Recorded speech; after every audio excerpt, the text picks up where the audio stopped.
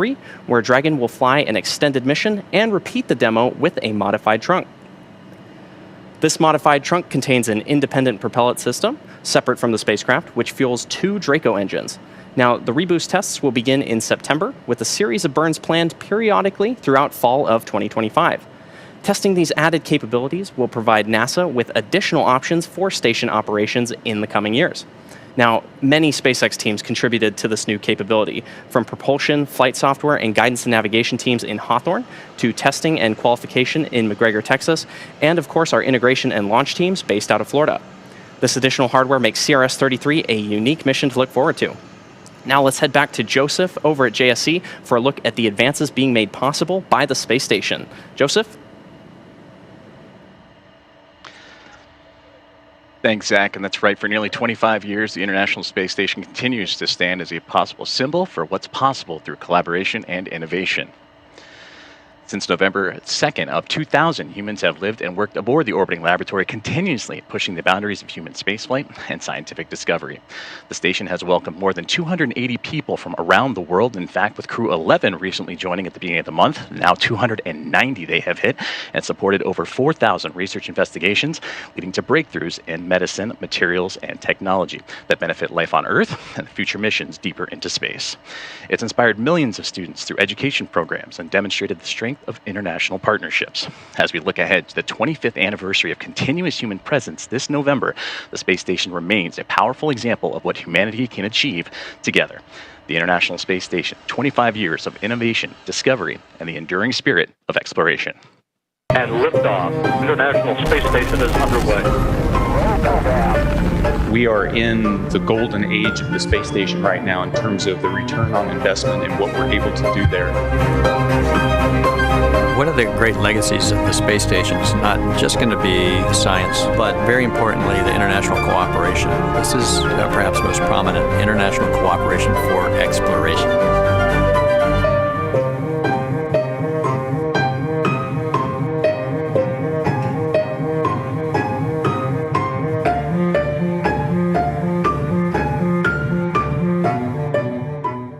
Such an awesome milestone to be celebrating this year. Now, earlier this year, following 6 years of successful recovery operations on the East Coast, SpaceX relocated all Dragon recovery operations back to the West Coast. When Dragon returns to Earth, it will be heading to one of the 3 targeted sites supported by SpaceX and NASA. All of these sites are located off the coast of California, nearby either Los Angeles, Oceanside, or San Diego. Spreading the supported sites across multiple locations helps to maximize the return opportunities and lowers the chance we'll have to waive off operations due to bad weather. NASA and SpaceX jointly select our splashdown locations, and the selection process works with a lot of different variables, including the space station's orbital trajectory, what landing sites are available and have favorable weather, and how much free flight capability Dragon has for the trip home. All of this is to ensure that the time-sensitive returning science and samples on board are delivered to NASA safely and on schedule. And while we're on the subject of science, I'm going to send you back to Joseph at NASA JSC to take you through what's on board Dragon for CRS-33. Joseph?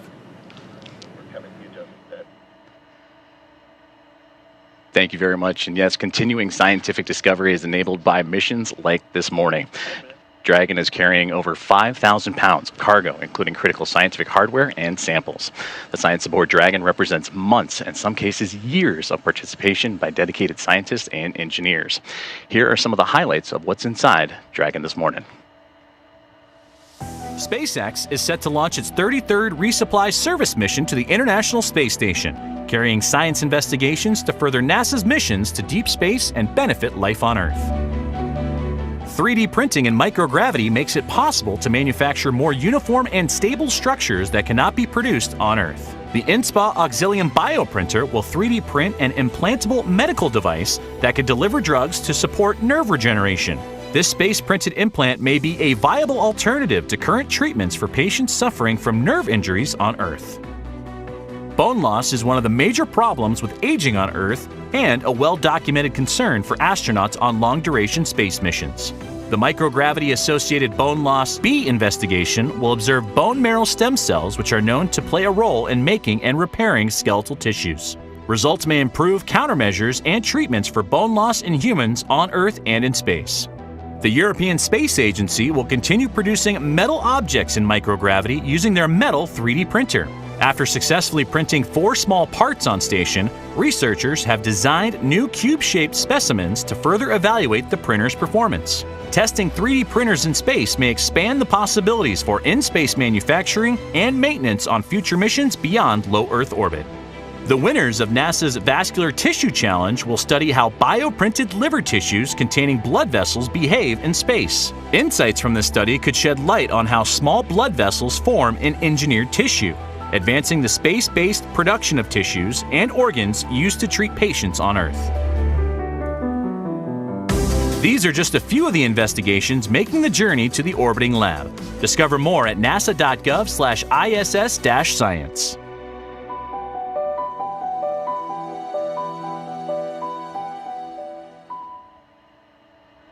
Some really exciting experiments on board this mission. Now, coming up shortly in the countdown, the Transporter Erector, or TE, will begin to retract away from Falcon 9. That is the large truss structure you see standing next to the rocket. Now, that TE is hinged at the base and connected to the launch mount beneath the first stage. First, we'll see those clamp arms open around the second stage, and then the TE will begin to pivot back, slowly swinging away from the rocket. It'll reach full recline by T-minus 3 minutes and 40 seconds. Now, you may also hear the TE called the strongback, and it's the same structure, just a different name. And the TE does a lot more than just lean. It rolls Falcon 9 out to the pad, raises it vertical, and stays connected through the final seconds to launch. It also provides fuel. Engine chill has started. And good call out there for engine chill. The TE also provides fuel, power, telemetry, and command connections between ground systems and the rocket.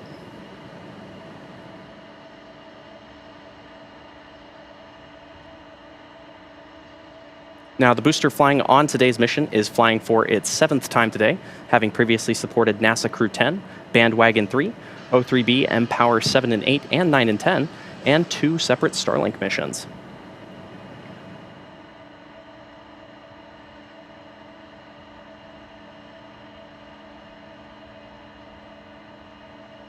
We're just about 2 minutes out from starting to see those clamp arms open around the Falcon 9 second stage.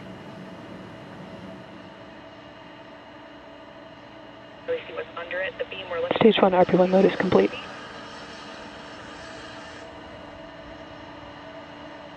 And you just heard that call out there for Stage 1 RP loading completion. This means that the fuel side of the propellant equation is done for the booster.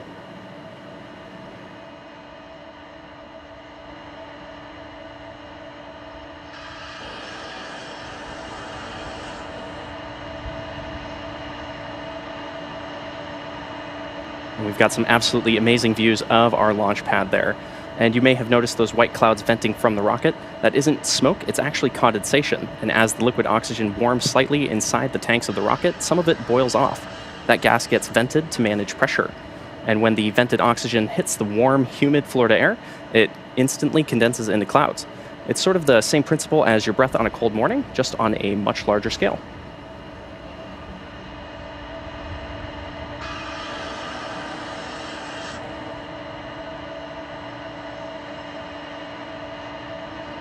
Now we're just about 40 seconds away. Tanks are pressing for strongback retract.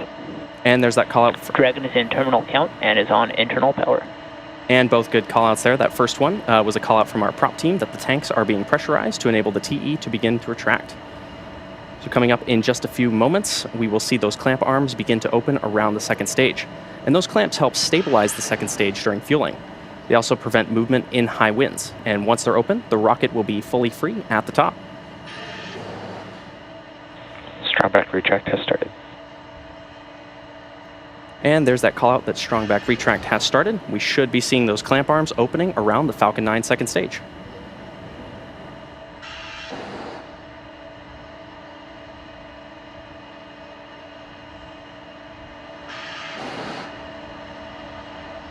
And there you can see those clamp arms opening. Now once they are fully open, we'll then see the strongback swing back away from the rocket.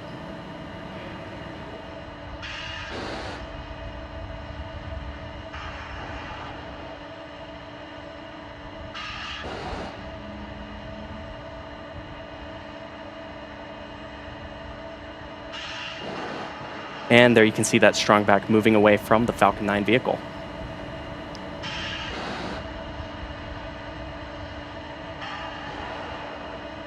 And as we continue to follow along with the countdown, the range continues to be green. We're still monitoring the weather as we speak. And if for some reason we do not launch this morning, we do have a backup opportunity as early as tomorrow, Monday, August 25th, with the launch time of 2:22 a.m. Eastern Time as we continue along with this morning's countdown.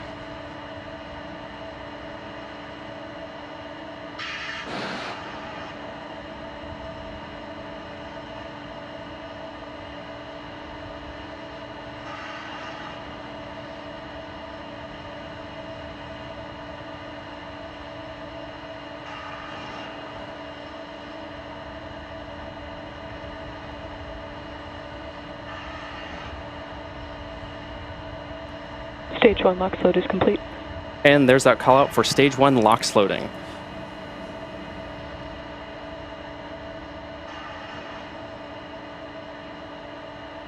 Now we should be hearing a call out shortly from now that the second stage is also fully loaded. And at that point, Falcon 9 will be fully loaded with 1 million pounds of rocket-grade kerosene and liquid oxygen.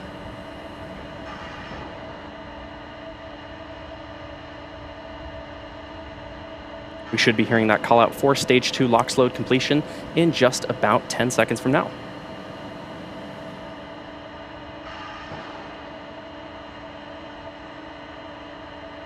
Now the tanks are also pressurized using helium, and that helium is chilled too, so it stays compatible with the cryogenic plumbing. Stage 2 LOX load is complete.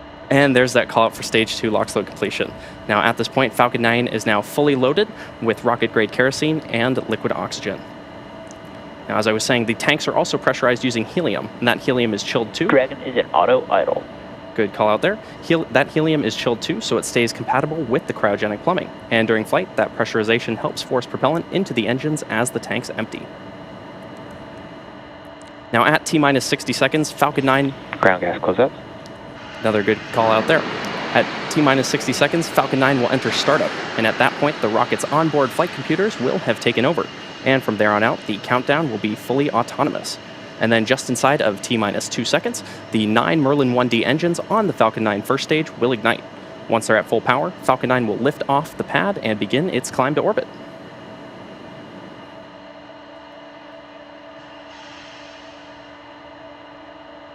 Falcon 9 is in startup. And there's that... Dragon is in countdown. There's that exciting call out for startup and Dragon countdown, and both stages of Falcon 9 are now being pressurized for launch. The range also remains go for today's mission. Now we're just waiting for that final go from our launch director. Launch director, go for launch. And there it is. We are go for today's launch of Falcon 9 and the CRS-33 mission. So let's listen in to the final seconds of the countdown. T-minus 30 seconds.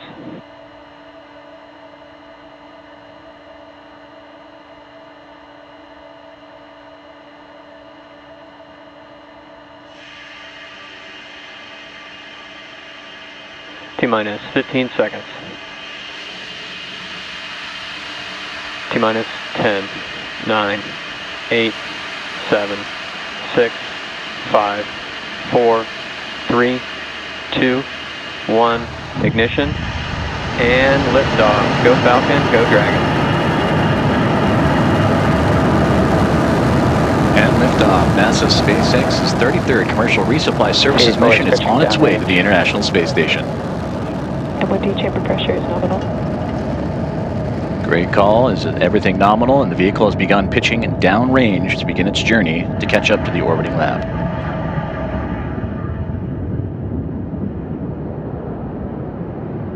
Now, in just a few seconds, we'll be throttling the engines down in preparation for max Q, which is the period of maximum aerodynamic pressure during ascent.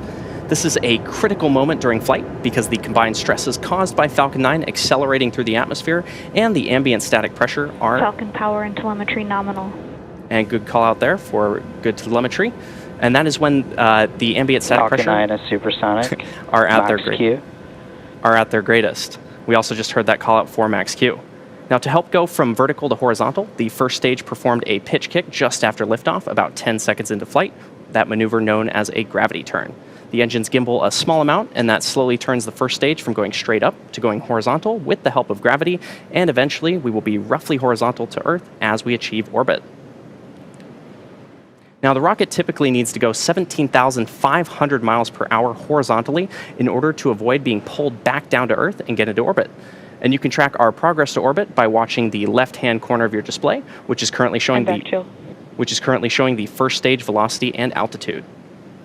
Now, coming up shortly, we'll have a few events happening in quick succession, starting with MECO, then stage separation, and lastly, SES-1. And we should hear all of these called out by mission control. Main engine cutoff, or MECO, is the point during the flight where we shut down the 9 sea-level Merlin 1D engines on the first stage. Shortly after that, stage 1 and 2 will separate from each other, and the first stage booster will begin its trip back to Earth. And today, the booster will be targeting a landing on our drone ship, a shortfall of gravitas, which is currently stationed in the Atlantic Ocean, about 400 miles downrange from the launch site. Finally, second engine start 1, or Falcon 9 is on a nominal trajectory. And good call out there from GNC. Finally, second engine start 1, or SES-1, is when the Merlin vacuum engine on board the second stage ignites. And we should hear this series of events starting in just a few moments.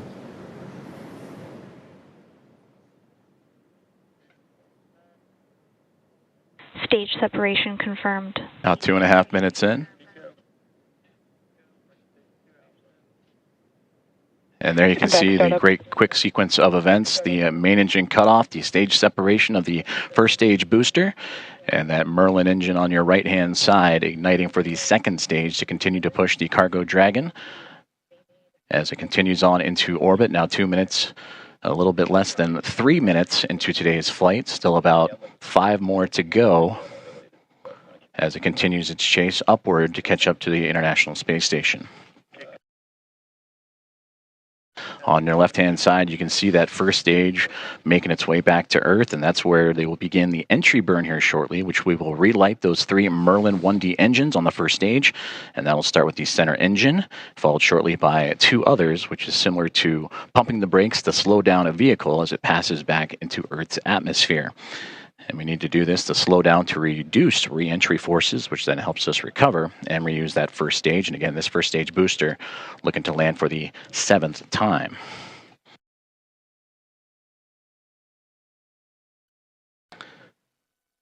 Now approaching 4 minutes into today's flight, just shy of halfway into powered flight.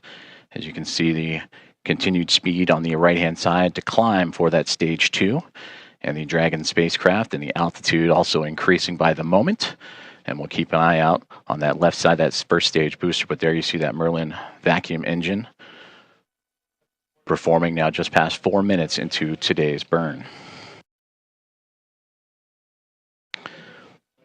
Now for the first stage during the entry burn, Falcon 9 will fire its Merlin engines, but the vehicle is still moving really fast. It causes it to fly through Merlin's exhaust gases, also known as the rocket's plume, and that'll deposit a layer of soot on the vehicle, which is why our flight-proven vehicles for SpaceX look the way they do. And that soot comes off the carbon-based fuel that Falcon 9 uses with each flight as the soot builds up over time.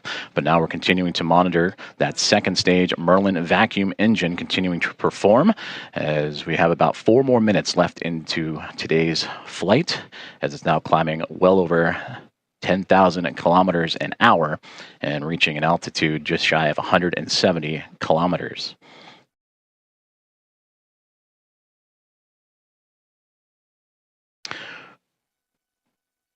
And as you can see on the timeline, we're coming up quickly, about 50-ish seconds away from the entry burn of that first stage booster. You can see the telemetry of that first stage, the speed and altitude as it continues to make its way back towards the Florida coast. But for now, we'll keep our eyes on that second stage Merlin vacuum engine continuing to power the Dragon cargo spacecraft, flying for its 3rd time, delivering a key cargo and supplies to the International Space Station.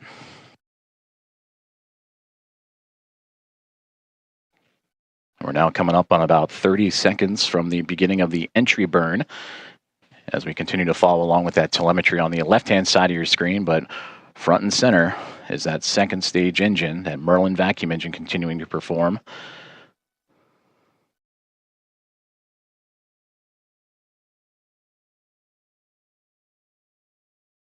Stage 1 FTS has saved.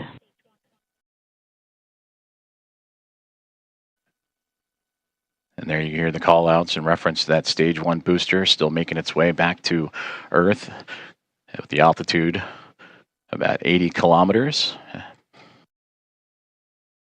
Stage 2 continuing to perform, now over 15,000 kilometers an hour at an altitude of 195 kilometers above Earth.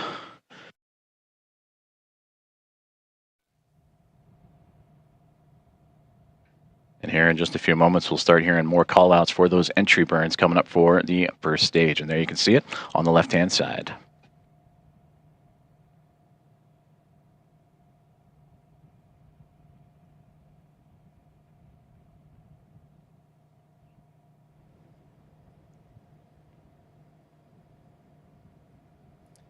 And there we've got entry burn shutdown on the Falcon 9 first stage. Both vehicles remain on nominal trajectories. Now, the Merlins on the Falcon first stage are optimized for sea level, and these achieve 190,000 pounds of thrust each during ascent and descent. At liftoff, Falcon 9's first stage has thrust greater than 5 747 airplanes at full power. Now, the single MVAC engine on the Falcon 9 second stage has a much wider nozzle and is optimized to operate in space, producing 220,500 pounds of thrust in vacuum. Now, coming up next, we will start our landing burn on the Falcon 9 first stage in just about 40 seconds from now. Now, the landing burn is the final burn of the Falcon 9 booster, used to reduce the remaining speed of the vehicle for a gentle and precise landing on our drone ship. And we should be hearing that call out in just about 20 seconds from now. As a reminder, we'll be landing this booster on our drone ship, a short fall of gravitas. Stage 2 is in terminal guidance. And good call out there. We'll be landing this booster on our drone ship, a short fall of gravitas, currently stationed in the Atlantic Ocean. Stage 2 FTS has saved. And there's a good call out regarding our flight termination system. We should be hearing that call out for Falcon 9 first stage landing burn startup in right now. So there you can see it on the left-hand side of your screen.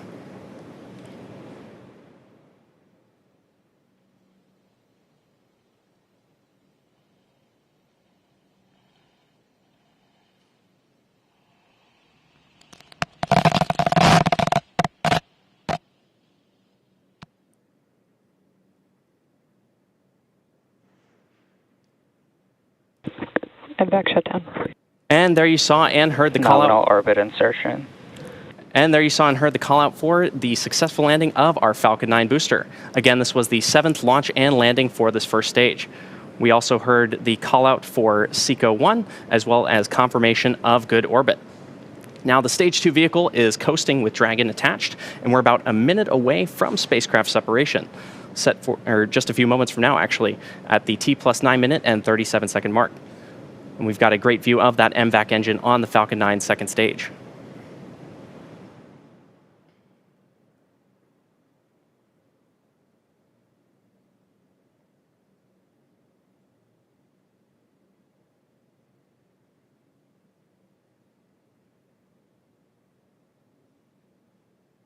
Now, as a reminder, this will be this Dragon capsule's 3rd flight to the International Space Station.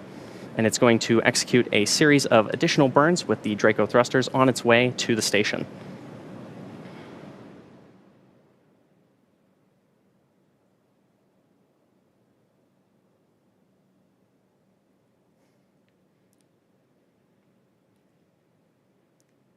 If you're just joining us, just to recap today's mission so far, we had an on-time liftoff at 2:45 a.m. Eastern Time, and everything has proceeded nominally up to this point.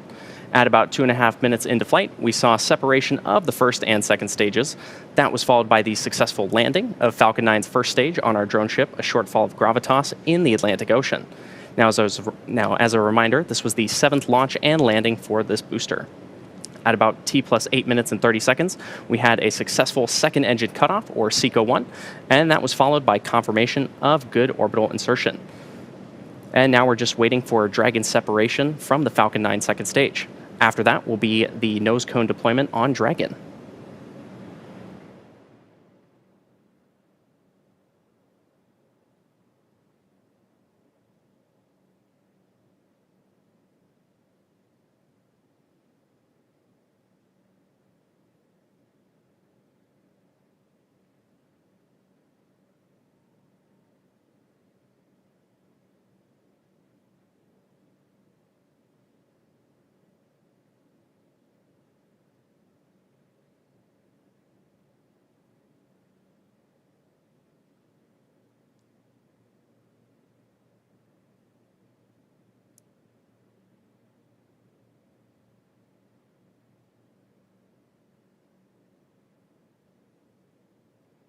We're currently standing by for confirmation of Dragon separation from the Falcon 9 second stage, followed by nose cone deployment on the and we have confirmed separation of the Dragon capsule from the Falcon 9 second stage. So I'm now going to be handing you over to Joseph at NASA JSC to talk us through nose cone deployment of the Dragon capsule. Joseph? Thank you very much, Zach. It was great to work with you and the SpaceX team once again. And as you mentioned, we're continuing to monitor the nose cone to be deployed as the hooks holding the nose cone at the tip of the spacecraft are in motion. And now once it is deployed, it will expose the 4 forward bulkhead Draco thrusters. And these Draco thrusters will execute the series of maneuvers necessary to raise the Dragon spacecraft's orbit to eventually meet up with the International Space Station. Now, immediately after the Dragon spacecraft separated from the Falcon 9, it began what we call the activation and rendezvous phase of the mission. And during this phase, Dragon is configured for on-orbit operations, and that begins after the separation from Dragon from the Falcon 9 and ends with the completion of that final co-elliptic burn. We'll touch upon those key burns that the spacecraft needs to take in order to climb itself up to catch up to the International Space Station. Now, Dragon's initial orbit today is 190 kilometers by 210 kilometers, and those numbers represent the perigee and apogee of the orbit, or the lowest and highest points over the Earth. That means the orbit for Dragon isn't a perfect circle, but more of a very slight ellipse. Now, over the next several hours after this liftoff, Dragon will execute a series of burns, which will gradually raise its orbit to align more closely to that of the International Space Station. After a successful on-time liftoff and Stage 1 and Stage 2 separation and Dragon separation, now monitoring the progress of the nose cone to open up and again expose those forward bulkhead Draco thrusters that are needed for these major burns that the Dragon spacecraft will need to catch up to the International Space Station. Now, taking a look inside the control rooms. On the left-hand side, you can see SpaceX Mission Control in Hawthorne, California, where you, Zach, were positioned, and that oversaw today's launch, and will continue to monitor Dragon on its journey to the International Space Station over the next day. And the teams you see on the right-hand side, they're here with me in Houston, the International Space Station Flight Control Room, as the teams are monitoring the orbiting complex and, of course, all the operations jointly with Hawthorne and the flight controllers there. Now, joint operations between the two teams, between SpaceX and NASA here in Houston, that'll come a little bit closer to when Dragon is in its final approach phase and about 2 hours or so prior to docking to the International Space Station. And these teams are waiting for that nose cone to again deploy, as we'll monitor the opening of that nose cone and the forward bulkhead Draco thrusters required to help stair-step its way to the International Space Station. And now got confirmation that the nose cone is in motion and starting to slowly open at the tip of the spacecraft. So with that, we'll continue to monitor and follow along with the progress of the nose cone and Dragon overall as it gets ready for those 5 major burns required to raise its orbit and catch up to the International Space Station ahead of docking. And speaking of docking, that'll take place on Monday, tomorrow, August 25th. Approximate docking time of around 7:30 a.m. Eastern Time, 6:30 a.m. Central. And of course, we'll have all the live coverage for you starting at 6 a.m. Eastern Time. Nose cone is about 25% open as we'll continue to monitor. And of course, the teams and Hawthorne and Houston continuing to monitor. And there we see a great view inside the Dragon as you see that nose cone in motion. As again, it's slowly starting to make its way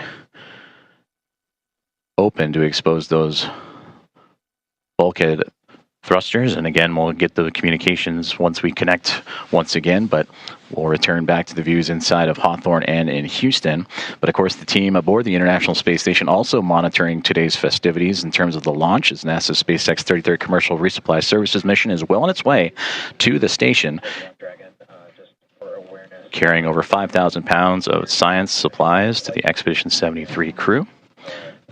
As again, we're continuing to monitor the nose cone that's about 60% open.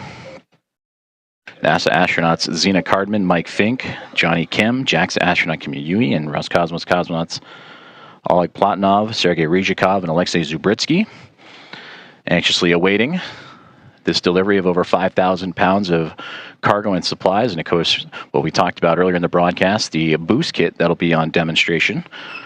And a great view of the team, the expedition crew that'll be monitoring, both Mike Fink and Johnny Kim. They will be on monitoring duties tomorrow morning. And for Mike Fink, just arrived to the International Space Station on August 2nd as a part of Crew 11, and this past Tuesday celebrated 400 days in space, his cumulative total, as Fink on board the International Space Station in his fourth flight.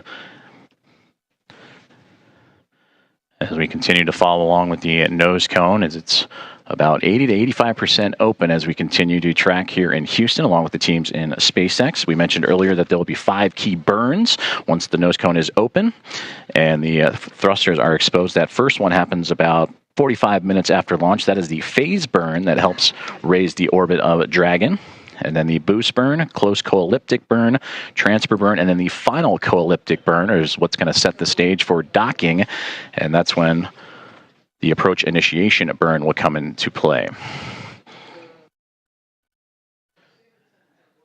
And it looks like the nose cone is nearly completely open. We'll stand by for the call out.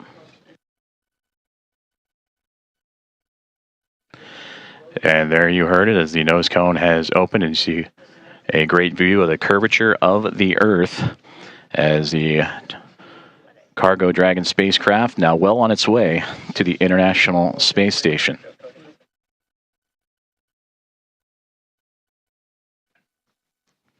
And again, the docking anticipated tomorrow morning at approximately 7:30 a.m. Eastern Time, as the teams both in Hawthorne on the left-hand side and in Houston will monitor the progress and those 5 key burns that'll happen over the next several hours ahead of the anticipated docking time.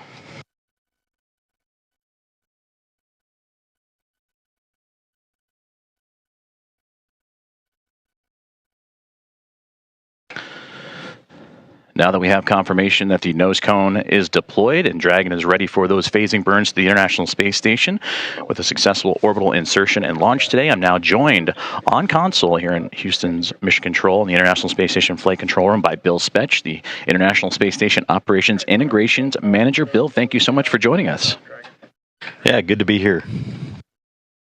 We discussed key components and objectives for this mission for NASA's SpaceX's 33rd CRS Commercial Resupply Services mission, and one of those keys is the boost kit that is on board the Dragon and in the trunk. Can you explain how this system works and what advantages it offers compared to the traditional reboosts that the International Space Station participates in?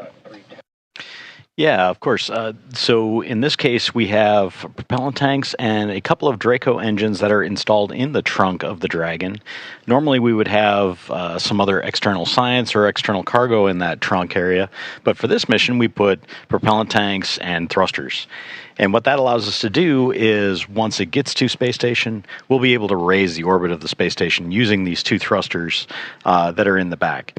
And what that means to us is we don't have to use up life on thrusters that are on board the International Space Station. So using a spacecraft that comes up and goes away and can be refurbished or flown anew, you get an advantage of not using the hardware that stays on the International Space Station, as we've been flying for a very long time, as you know. Now, this Commercial Resupply Services mission also brings a suite of advanced 3D printing experiments, including bioprinting of medical implants, metal printing, and tissue engineering as a part of some of the science and highlights of the research that we featured earlier in today's broadcast as well. But certainly, that has a critical perspective on how these capabilities are for long-duration exploration missions, say to the moon and eventually on to Mars. What steps are being taken to scale and take a look at these technologies for deep space missions and its value to be done here closer to home aboard the International Space Station? Yeah, there are a couple aspects, obviously. So we gain a lot of advantages in microgravity in our 3D printing, especially of tissues and things of that nature that can really help us in medical advances. When you look at like the metal 3D printing, when you get out to the moon and Mars, when you're a long ways away from Earth, and you don't have the same amount of resupply, even on board the ISS, our resupply happens every couple of months, and so we have to fly things occasionally. When you get out to Mars, obviously, you can't just fly something up there and have it there. So being able to print out tools or components or anything else that we need is critical for us to be able to survive on the surface of the moon or even on Mars. And it's exciting to see what's going to come of those research and investigations as they unfold. And I know as Dragon has made its way up to orbit and begins to track down the International Space Station again with the targeted docking of tomorrow morning at approximately 7:30 a.m. Eastern Time. Well, with that too, Bill, you talked about the International Space Station and experience in operation for quite some time, celebrating the station's 25th anniversary of human presence this coming November.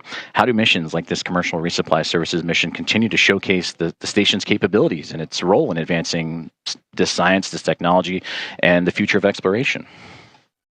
Yeah, we get a suite of experiments that we get to bring up every time a resupply mission comes to the ISS.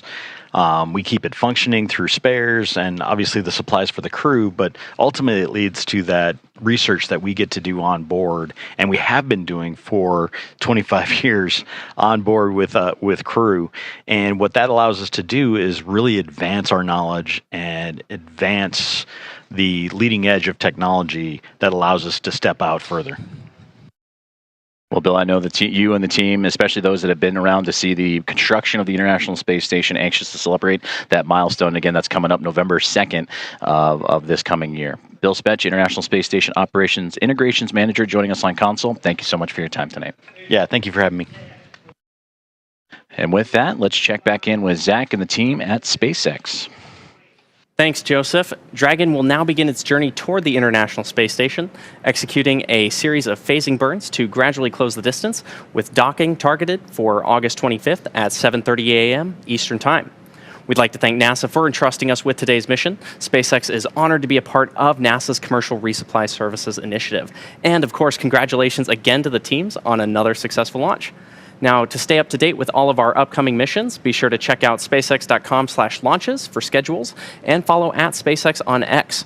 We also recently rolled out a new departure board on the SpaceX website that features our upcoming launches, so be sure to check that out. Additionally, you can tune in for the 10th flight of SpaceX's Starship launching from Starbase, Texas later today.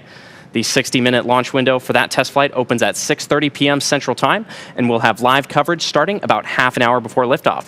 So that'll do it for me here at SpaceX. Thank you much for tuning in. Back to you, Joseph. Thank you so much, Zach. And as always, it's been a pleasure to team up with you and share this launch morning with you as the NASA SpaceX 33rd Commercial Resupply Services mission is well on its way to the International Space Station. Now, we hope you will join us on NASA Plus, Netflix, Amazon Prime, and more for our coverage of the final approach and docking of the spacecraft beginning at 6 a.m. Eastern Time tomorrow, Monday, August 25th, for a docking expected near around 7:30 a.m. Eastern Time. Be sure to visit nasa.gov for the latest updates on our coverage and expected docking times as we follow the operations all throughout the next few hours. With Dragon now safely on its way to the orbiting laboratory, that wraps up this morning's coverage of NASA and SpaceX's 33rd Commercial Resupply Services launch. Until next time, this is Mission Control Houston.